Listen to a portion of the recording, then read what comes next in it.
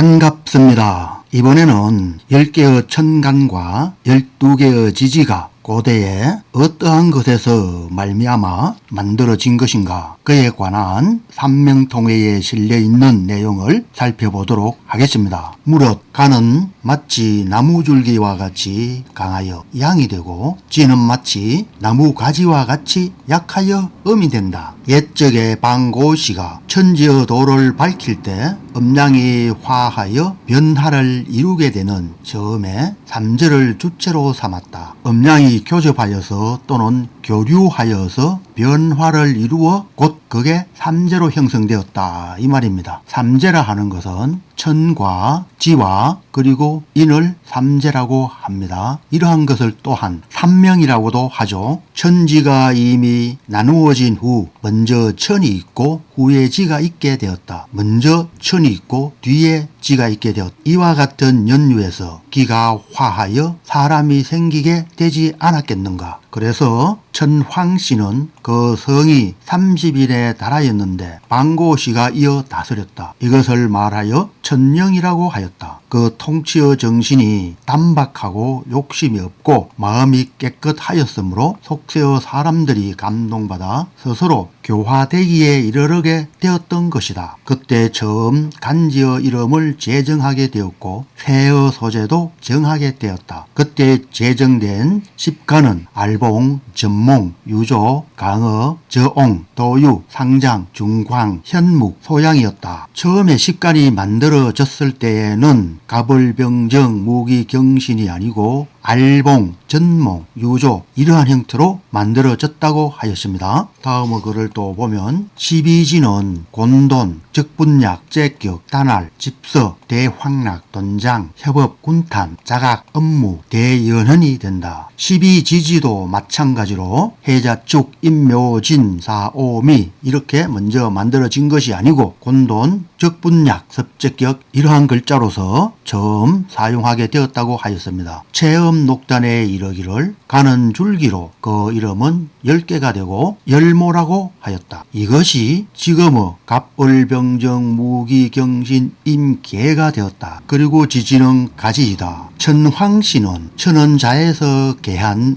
의를 취한다 하였다. 지황씨는 지는 축에서 벽의 의를 취한다 하였다. 인황씨는 인은 인에서 생한 의를 취한다 하였다. 결국 이 세 개도 마찬가지로 삼재가 되는 거죠. 이 개라 하는 것은 열릴개가 되죠. 열린다는 말입니다. 그러니까 천은 즉 하늘은 자에서 열리고 이 벽자도 열릴 벽자입니다. 지는 즉 땅은 축에서 열리고 그리고 사람은 인에서 나타난다, 이렇게 하였습니다. 간혹 사주팔자에서 일월을 자월을 적용하여야 한다는 이론도 있죠. 그렇지만 필자는 자월이 일월이 된다는 이 이론에 동의할 수가 없습니다. 사주팔자에 사용하는 일월이 인월이라 하는 것은 물질을 이야기한 것입니다. 사람도 물질로서 인과 같은 상적 개념이라는 것입니다. 사람이 태어나는 즉 엄마 뱃속에서 해산되는 그때의 12지지의 어떤 지지에 해당하나 하면은 바로 인어지지에 해당한다고 할 수가 있습니다. 생한다, 태어난다, 나타난다. 사람은 인월에 태어난다. 인시가 되면은 비로소 밝게 되죠. 만물이 나타나 보이는 시기가 되는 거죠. 그 시점이 바로 인이 되는 것입니다. 그래서 물질은 인에서 처음 나오게 되기 때문에 일월이 되는 것이죠. 이러한 원리를 모르고 한쪽 편만 살펴보니까 오류가 생겨서 자월을 일월로 하여야 한다는 것이죠. 하늘은 자에서 개한다는 의미는 남녀가 교접하여서 임신하는 그때를 이야기하는 것이고, 지는 벽에서 열린다는 말은 자궁에 안착하여서 비로소 사람의 형상이 나타나는 그때를 이야기한 것이고, 인은 인에서 생한다 하는 말은 엄마 뱃속에서 아이가 태어나는 그때를 이야기한 것입니다. 이렇게 조화의 운용이 같은 상적 개념으로서 다른 물질, 우주도 마찬가지가 되는 거죠. 다음 글을 보면 그러므로 각 간지의 이름은 천황씨 때 처음 제정하였고 지황씨는 이에 삼진을 정하여 이를 근본으로 주야로 나누었고 이로써 30일을 한 달로 정하여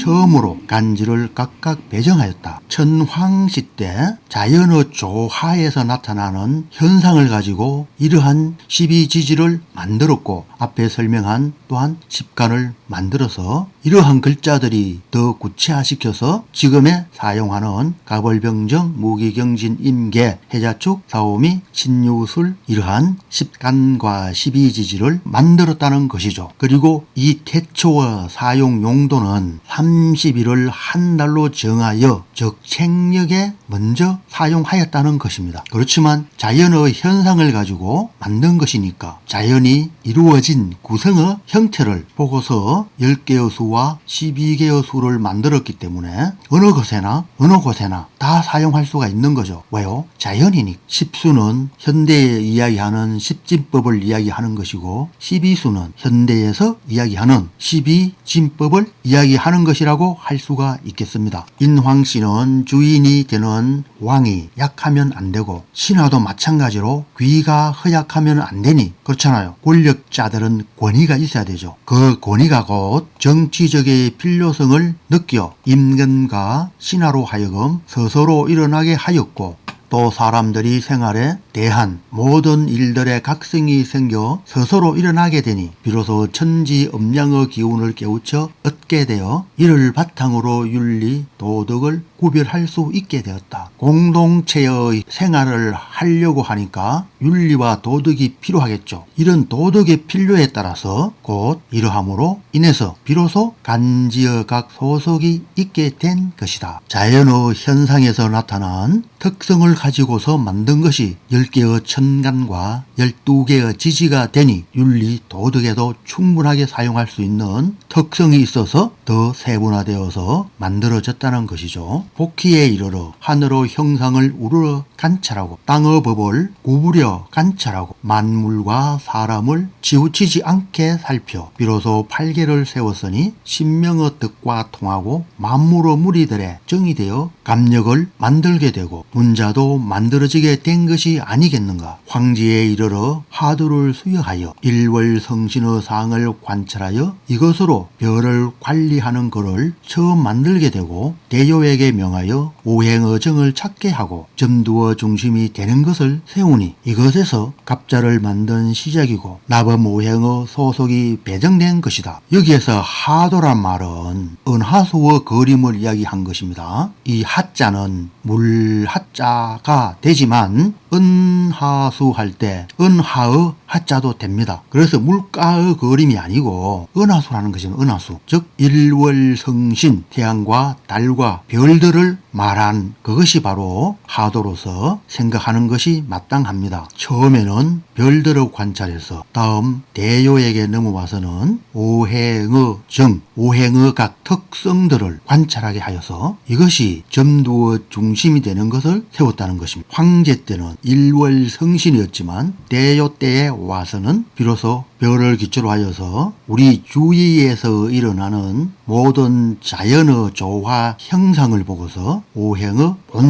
본성을 찾게 되었습니다. 이것이 점두의 중심이 되고 이것이 또한 갑자를 만든 시작이고 나범 오행의 소속이 배정된 그 시작이 되었다고 하였습니다. 간혹 말하기를 대요가 병두를 점하여 갑자를 만들게 되었다고 하는데 별들로서 갑자를 만들었다고 하는 사람들도 있다고 하였던 모양입니다. 그러나 반드시 천지의 시초로 아득하게 거슬려 올라가서 연을 갑자, 월을 갑자, 일을 갑자, 시를 갑자로 하여 여거 권한을 정할 수 있는 것이 아니겠는가. 그러니 굳이 두병으로 점하지 않아도 12개월도 정할 수 있지 않겠는가. 별들을 가지고 점을 쳐서 갑자를 만들었다고 말하는 것을 부정하는 내용이죠. 형상을 정확하게 파악하여서 그 권한을 찾아가니 그것이 바로 연은 갑자, 월도 갑자, 일도 갑자, 시도 갑자 이러한 때를 추설려 올라가서 책력을 결정할 수도 있다. 구태여 별들을 가지고 갑자를 만들 필요는 없다. 이렇게 유고맘익령 선생께서는 부정을 하였습니다. 많은 사람들이 점에 의존하는 것을 실제 과학적인 측면으로서 이것을 가지고 유고맘익령 선생께서는 이야기한 거죠. 천지가 처음 개벽하여 달과 태양이 비로소 만나 열리고 오성이 같이 연주하고 모두 견우성어 초에 이르러 일어난 이후 야방과 동지가 정해지게 되었다 하는데 이러한 것도 곧 사법이다. 별들의 행렬, 별들이 어떻게 마주치고 어떤 행렬을 하느냐 이런 것을 가지고 야반을 정하고 동지를 정했다 하는 것을 또한 부정한 것입니다. 그렇잖아요. 사계절로서 해자축, 임묘진, 사오미를 충분하게 정할 수가 있는 거죠. 정할 수 있는데 오성, 연주 5개의 별들이 연주하는 이러한 것으로서 책력을 만들었다고 하는 것을 부정한다는 것입니다. 그러나 왕씨가 설명한 그 내용도 견해가 없지는 않다. 고고모 도통한 선비들은 지나간 천수에 대한 생각을 갖고 음양을 미루어 살펴 태어의 수로 천운과 길흉을 추리하였고 유기무로 인사의 길흉을 추리하고 기문으로 지방의 길흉을 추리하고 연월시로 인생의 길흉을 추리하였 청간, 순풍, 일행, 허중 등의 무리도 기이한 것이 없지 않으니 어찌 배척할 수가 있겠는가. 이와 같으니 왕씨가 앞에 설명한 것들을 다 믿기는 부족하다. 그러하나 어찌 그러할 수가 있단 말인가. 술가들이 말하는 내용들은 과학적으로 맞지 않는 말들이 많다. 그렇지만 술가에서 점치는 그 전법들이 적중을 하니 기이하다. 그러니 어찌 배척할 수가 있겠는가. 어찌 그러할 수가 있겠는가. 이렇게 하였습니다. 필자의 견해로서는